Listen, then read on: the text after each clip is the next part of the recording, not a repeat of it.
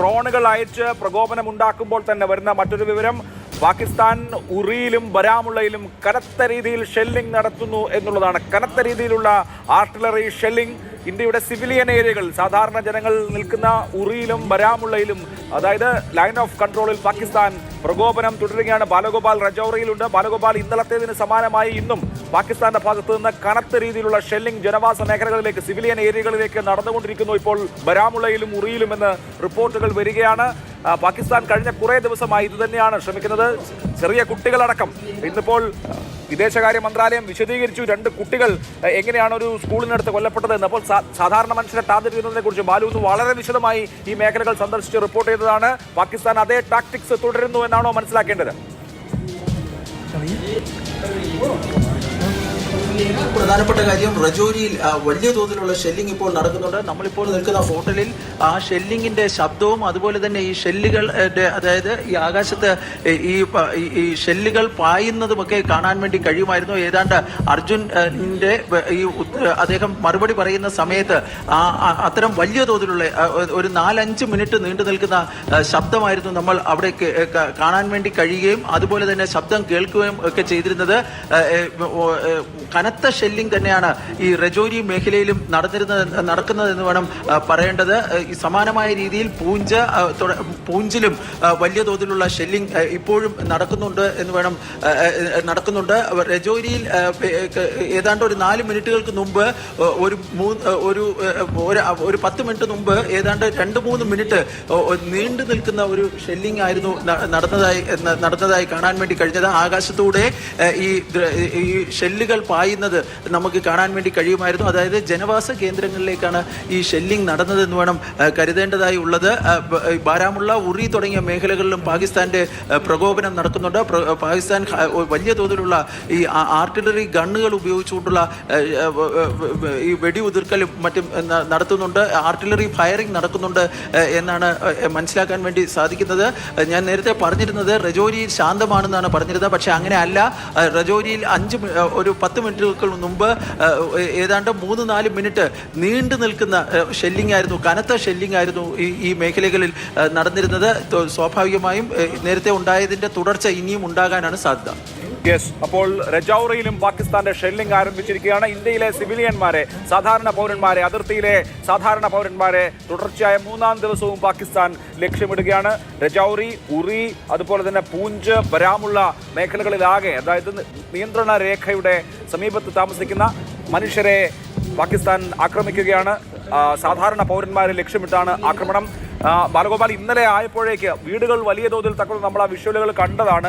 വീടുകളും അതുപോലെ തന്നെ കച്ചവട കേന്ദ്രങ്ങളും ആരാധനാലയങ്ങളും ഒക്കെ തകർന്നു. പക്ഷേ ജനങ്ങളെ മാറ്റാൻ സാധിച്ചിരുന്നു. അതുകൊണ്ട് ജീവാപായം കുറവായിരുന്നു.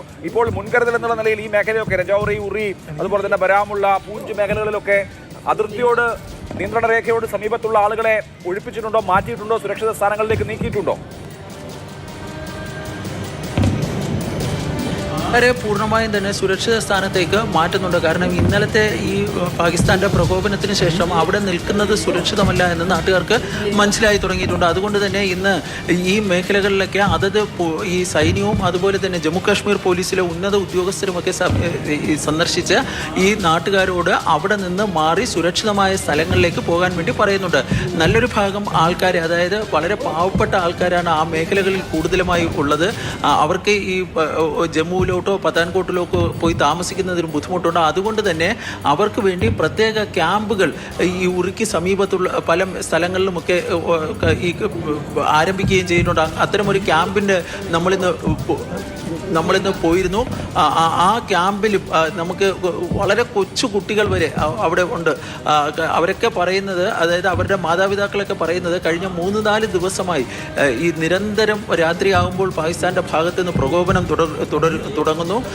ഈ ഇന്നലത്തെ ദിവസമാണെങ്കിൽ അങ്ങനെ രാത്രി ഒരു 9 മണിക്ക് ആരംഭിച്ചത് നിർത്താതെയുള്ള ഷെല്ലിംഗ് ആയിരുന്നു. അതിൽ വലിയ തോതിലുള്ള നാശനഷ്ടങ്ങൾ ഇടയ്ക്ക് നമുക്കിപ്പോൾ എൻ്റെ അവിടെ കേൾക്കാമോ എന്ന് എനിക്കറിയില്ല. വെടിവെച്ച, അതായത് ഷെല്ലിങ്ങിന്റെ ശബ്ദം നമുക്ക് ഈ നമുക്കിവിടെ ഷെല്ലിങ്ങിൻ്റെ ശബ്ദം നമുക്ക് ഈ മുറിയിലിരിക്കുമ്പോൾ കേൾക്കാം. ഷെല്ലിംഗ് ഇപ്പോഴും നമ്മൾ നിൽക്കുന്ന സ്ഥലത്ത്, അതായത് ഇപ്പോഴത്തെ ഈ ഹോട്ടൽ മുറിക്ക് സമീപത്ത് ഈ ഷെല്ലിങ്ങിൻ്റെ ശബ്ദം കേൾക്കാവുന്നതാണ്. ജനവാസ കേന്ദ്രങ്ങളിലേക്ക് തന്നെയാണ് ഈ രജോരി മേഖലയിൽ ഇന്നും പാകിസ്ഥാൻ്റെ ഈ പ്രകോപനം നടക്കുന്നതെന്ന കാര്യത്തിൽ യാതൊരു സംശയവുമില്ല. ഈ ആൾക്കാരെ ഏതായാലും ഈ അതിർത്തി ഗ്രാമങ്ങളിലൊക്കെ പുനരധിവാസം ആരംഭിച്ചിട്ടുണ്ട്. അവരെ ഒന്നുകിൽ റിലീഫ് ക്യാമ്പിലേക്ക്, അതല്ല എങ്കിൽ അവരുടെ ബന്ധുക്കളുടെ വീടുകളിലേക്കൊക്കെ പോകാനാണ് പറഞ്ഞിട്ടുള്ളത്. വലിയ തോതിലുള്ള ഈ നാശനഷ്ടങ്ങൾ ഉണ്ടായിട്ടുണ്ടെന്നാണ് അവർ പറയുന്നത്. ഏറ്റവും ദുഃഖകരമായ കാര്യം ഈ ആൾക്കാർക്കൊക്കെ അവരുടെ ഏറ്റവും വലിയ കാരണം, ഞാൻ ഈ സംഘർഷം ആരംഭിക്കുന്നതിന് മുമ്പ് തന്നെ പഹൽഗാം ഭീകരാക്രമണത്തിന് ശേഷം ഞാൻ ഈ ഗ്രാമങ്ങളിലൊക്കെ സന്ദർശിച്ചിരുന്നതാണ്. ഇവരുടെയൊക്കെ ജീവൻ ഏറ്റവും വലിയ ഒരു കാര്യം എന്ന് പറഞ്ഞു കഴിഞ്ഞാൽ, അവരുടെ ഒരു വീടുകളിലൊക്കെ ഏത് വീട്ടിൽ പോയി കഴിഞ്ഞാലും നമ്മുടെയൊക്കെ നാട്ടിൻപുറത്ത് വീടുകളിൽ പോകുമ്പോൾ ഈ ആടും അതുപോലെ തന്നെ പശുക്കളും ഒക്കെ ആണ് അവരുടെ ഏറ്റവും അവരുടെ ഒരു വരുമാന മാർഗം തന്നെ അതാണ്. അതിനെയൊക്കെ ഉപേക്ഷിച്ചിട്ടാണ് ഇവർ ഇപ്പോൾ ഈ ക്യാമ്പുകളിലേക്കോ അല്ലെങ്കിൽ മറ്റ് സ്ഥലങ്ങളിലേക്കൊക്കെ ഭൂരിഭാഗം പേരും പോകുന്നത് എന്നതാണ് സങ്കടകരം. കാരണം ഇനി ആ മൃഗങ്ങളെയൊക്കെ ആര് നോക്കുമെന്നത് വലിയൊരു ചോദ്യചിഹ്നം തന്നെയാണ്. ഏതായാലും ആൾക്കാർ സർവ്വതും കളഞ്ഞിട്ട്, അതായത് അവരുടെ സമ്പാദ്യം എല്ലാം കളഞ്ഞിട്ടാണ് അവർ ഈ ക്യാമ്പുകളിലേക്കൊക്കെ മാറുന്നത്.